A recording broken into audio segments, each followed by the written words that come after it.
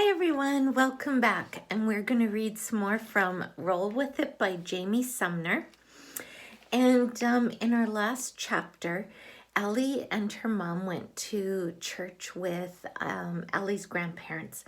And unfortunately, Ellie's dad got very confused. He thought his wallet was stolen, and he created quite a scene at the church.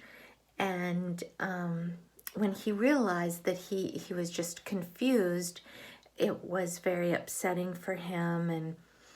And I remember in the novel, Ellie saying, the hardest thing was to see my grandpa crying.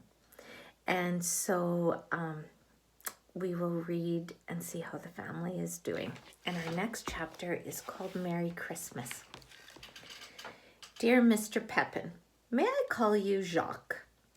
Jacques, I recently tried to make your country apple galette from a copy of Food and Wine magazine. Only I used peaches because that's all we had. And you do say that the dish can be filled with any fruit. Other than that, I did everything just like you wrote, including using the wildflower honey.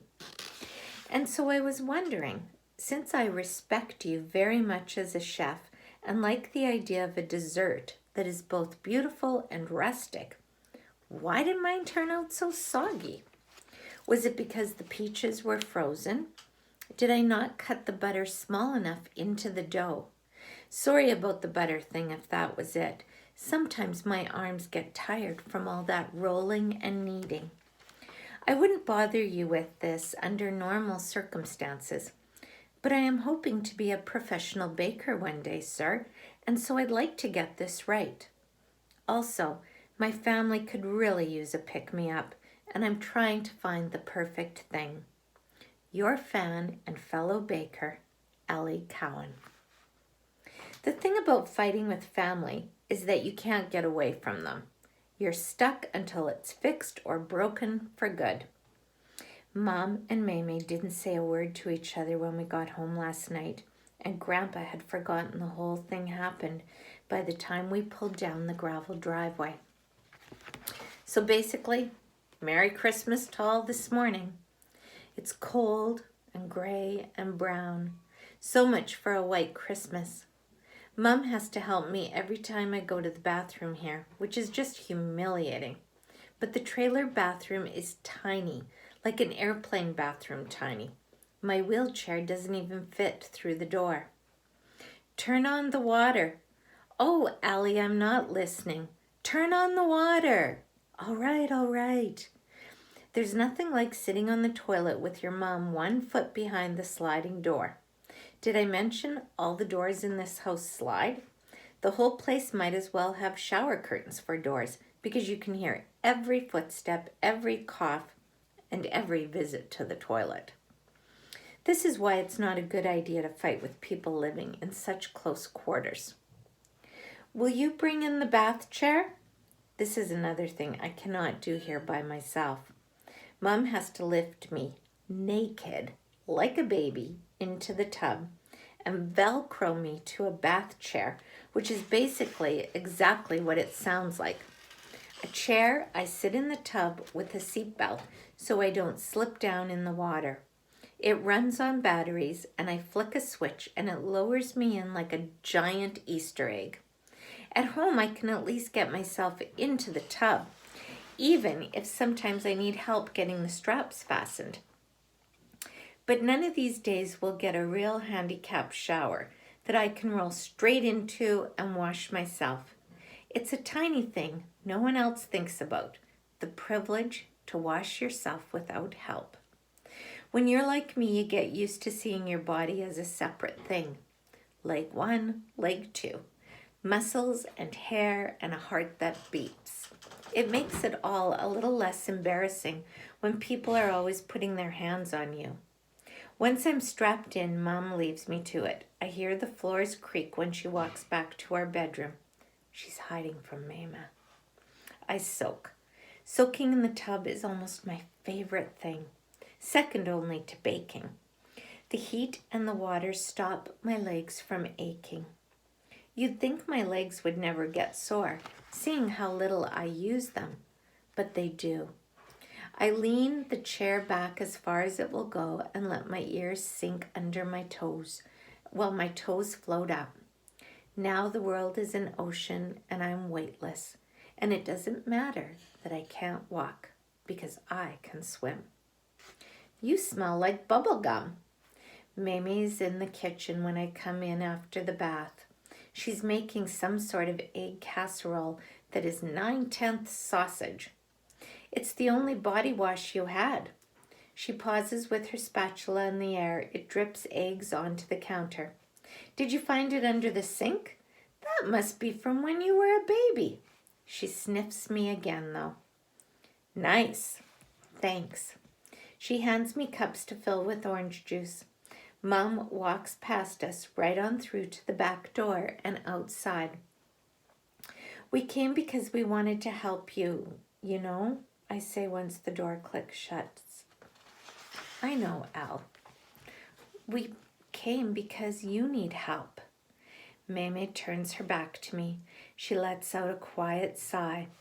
Here, stick this in when the oven beeps and set it for half an hour. She points to the casserole dish in the shape of a rooster and heads outside with 2 coffee cups. I peek out the curtains. I can see the back of both their heads, and that's about it. I can't tell if they're talking. But all the important talks in this house happen on the porch. So after the oven beeps, I shove the rooster in tail first and take my chances. Can I join? I say, rolling out onto the porch. They both turn to me, and I'd guess that neither of them has said a word to the other yet. They look like they've been having a staring contest, both their eyes watery from not blinking. Oh, Allie, not with that wet head. Listen to your mama, honey. You'll catch your death out here. They're in the orange and yellow striped patio chairs on opposite ends of the porch, about as far away from each other as they can get. I move to the old rocking couch in the middle and grab the arm to pull myself over. Mum stands to help. Correction, I say firmly. I am joining you. I can see my breath and feel the ends of my wet hair turning crunchy with the cold. But I lean back and let the couch rock me. This has been my favorite spot as long as I can remember. This big, old, ugly orange couch with springs that creak and jiggle you back and forth like a baby in a bouncy seat. Mum and Mamie blow into their coffee. Mum starts. Mother, I only... Mamie holds up a hand. Now I know what you only, and I know you meant well. But you lied to me, Alice, and that is not how I raised you. I shoot Mum. I told you so look, and she does her eyebrow waving thing at me. You want to help? You came to help? Then you say from the get-go that's why you came. None of this sneaking around business. You hear me? Mum nods. Mamie nods at no one and takes a sip from her give me strength mug. She hasn't told us to go. Not yet. My turn. Last night, Allie, Mamie holds up a hand again. I do not want to talk about last night. Now Mom again. Mother, we have to. Allie is just as worried as I am. Allie is a child, Alice. Children do not need to worry about their grandparents. They need to be roaming the malls or falling asleep in class or tweeting or texting or whatever it is they do these days. I'm not much for the mall. Well, that's good because we don't have much of one here. This place is for old people, honey. We've got the lake, the church, and a bowling alley. And that's about it by way of entertainment. I like to bowl, I say. I've already taken a leave of absence, Mom adds. Mamie puts down her cup and holds up both hands. Stop! I know you've already set your mind to it. She looks back and forth between the two of us. But here's my rule. You get 6 months. That'll get us to summer, and then it's back to reality for everybody. I'm not sure how she thinks summer is the magic cure for anything, but Mum and I nod like we're entering into a secret pact right here and now. I feel the need to place my hand on a Bible or spit in my palm and shake on it. The oven timer goes off right then and we move to head in. Both of them have to help me into my chair because I'm so stiff from the cold, but it was worth it. I'm the glue to their glitter. They can't help but stick around because of me. When we get inside, the kitchen is warm and smells like egg and sausage. Grandpa is sitting at the table with the newspaper and juice, and Alvis is singing Blue Christmas from the radio. In the living room, "My girls," he says, and we have to go to him, and it's all right. It's going to be all right. And we'll stop there and we'll continue with our chapter called Merry Christmas tomorrow. I hope you guys are enjoying this book as much as I am. I love Ellie. She is a great character. All right, see you tomorrow.